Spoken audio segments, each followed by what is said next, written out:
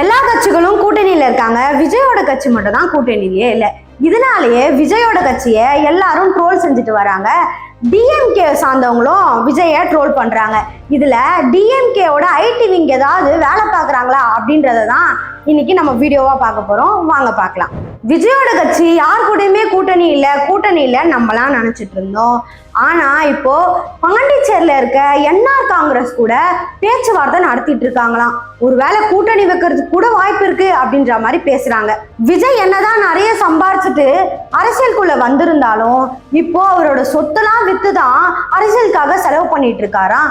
அது மாதிரிதான் வடபழனியில இருக்க அவர் மண்டபத்தை வித்து அரசியலுக்காக செலவு பண்ணிட்டு வந்துட்டு இருக்காரு. இதெல்லாம் அவங்க ஃபேன்ஸ் பார்த்து இன்ஸ்டாகிராம்ல போஸ்ட் போட்டு விஜயை தூக்கி கொண்டாடி பேசிட்டு தான் இருக்காங்க. ஒரு சைடு அதெல்லாம் இருந்தாலும் மக்கள் கிட்ட கருத்து கணிப்புலாம் கேட்கும் போது டிஎம்கே தான் முதலிடத்தை பிடிக்கும், டிவிக்கே 2வது இடத்தை தான் பிடிக்கும் அப்படின்ற மாதிரி சொல்றாங்க.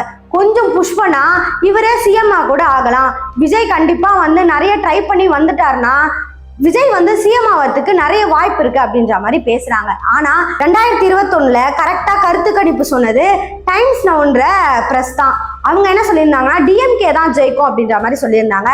இந்த வாட்டி அவங்க கருத்து கணிப்பு படி 3வது இடத்தை தான் டிவிக்கே பிடிச்சிருக்காங்க, 2வது இடத்தை டிஎம்கே பிடிச்சிருக்காங்க.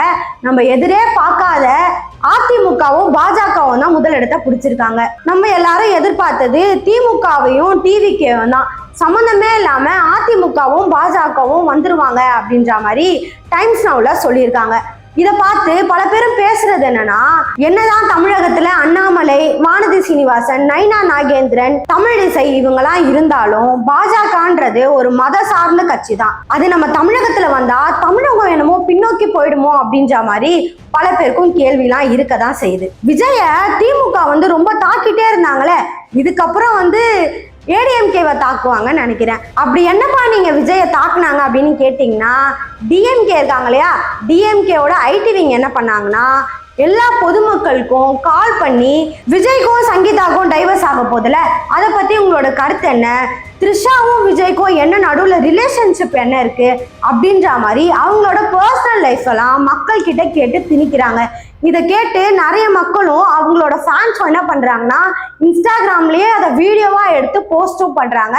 அதை போய் பாருங்க. விவாகரத்து மற்றும் திருமணத்திற்கு புறம்பான உறவு குறித்த சமீபத்திய சர்ச்சை டிவிகேவிற்கு வாக்களிக்கும் பெண்களின் எண்ணத்தில் எவ்வாறான தாக்கத்தை ஏற்படுத்துகிறது என்று நீங்கள் கருதுகிறீர்கள்? மிகப்பெரிய எதிர்மறை தாக்கம் என்றால் 1ஐ அழுத்தவும், மிதமான எதிர்மறை தாக்கம் என்றால் 2ஐ அழுத்தவும், தாக்கம் இல்லை தனிப்பட்ட விஷயம் என்றால் 3ஐ அழுத்தவும், நேர்மறை தாக்கம் என்றால் 4ஐ அழுத்தவும், சொல்ல முடியாது என்றால் 0ஐ அழுத்தவும். ஒரு சைடு இதெல்லாம் இருக்க, இன்னொரு சைடு கல்லு மாதிரி இருந்த மனுஷனையே கரைச்சிட்டீங்களேப்பா அப்படின்ற மாதிரி எடப்பாடி ரஜினிகாந்தை பத்தி நிறைய பேசியிருக்காங்க.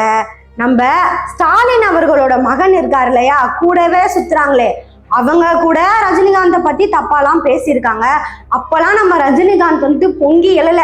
இப்போ டிவிகேவை சேர்ந்த ஆதவர்ஜனா பேசும்போது மட்டும் கல்லா இருந்த மனுஷனே கரைஞ்சு போயிட்டு நீங்களாம் என்னை பத்தி பேசாதீங்க, எதுக்கு அரசியல் கட்சியை சார்ந்தவங்களாம் என்னை பத்தி பேசுறீங்க, நான் அரசியல் கட்சியை விட்டு வெளியில வந்ததுக்கு என் பர்சனல் ரீசன் இருக்கு, அதெல்லாம் என் ஃபேன்ஸுக்கு நான் சொல்லிட்டேன், அவங்களே என்னை புரிஞ்சுக்கிட்டாங்க, அரசியலை சார்ந்தவங்களாம் என்னை தொட்டு பேசாதீங்க அப்படின்ற மாதிரி இவர் சைட்ல இருந்து ஒரு கருத்தை சொல்லியிருக்காரு. இதை பார்த்து அவங்க ஃபேன்ஸ்லாம் என்ன சொல்றாங்கன்னா, ஒரு சைடு ரஜினிகாந்துக்கு சப்போர்ட் பண்ணாலும் இன்னொரு சைடு ரஜினிகாந்தோட ஃபேனை என்ன சொல்றாங்கன்னா, இவ்வளோ நாள் நீங்க வாயை மூடிட்டு தானே இருந்தீங்க, இப்போ மட்டும் ஏன் பேசுறீங்க, இப்போ விஜய்க்கு யாருமே சப்போர்ட் இல்லை அப்படின்ற காரணத்தினால விஜயை நீங்க பேசலாம் அப்படின்னு பேசுறீங்களா? அப்படி இல்லைன்னா முதல்லலாம் எவ்வளோ பிரச்சனை தமிழகத்துல நடந்துட்டு இருந்துச்சு, அதுக்கெல்லாம் உங்களால வாய்ஸ் அவுட் பண்ண முடியல, உங்களுக்குன்னு ஒரு பிரச்சனை வரும்போது மட்டும் உங்களால வாய்ஸ் அவுட் பண்ண முடியுதா? உங்களெல்லாம் நாங்க தமிழ் சினிமால கொண்டு வந்தோம்ல அப்படின்ற மாதிரி பேசுறாங்க. இவ்வளவு பேசுற ரஜினிகாந்த் அப்பெல்லாம் டிஎம்கேக்கு ஓட்டு போடுங்க அப்படின்ற மாதிரி மக்கள் கிட்ட எல்லாம் கேட்டு டிஎம்கேவை ஜெயிக்கவும் வச்சாரு.